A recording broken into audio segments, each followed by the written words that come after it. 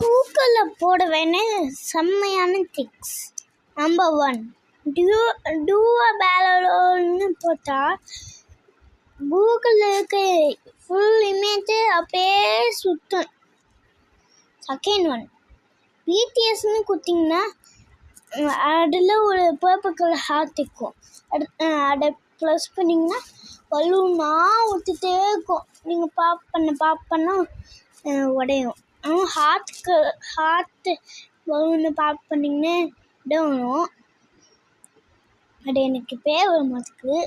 இசாக்கு நியூட்டன்னு போட்டால் ஒரு மரம் வரும். அதில் என்ன கிளிக் பண்ணிட்டே இருந்தா என்ன ஆப்பிள் மேலேருந்து கீழே வரும்.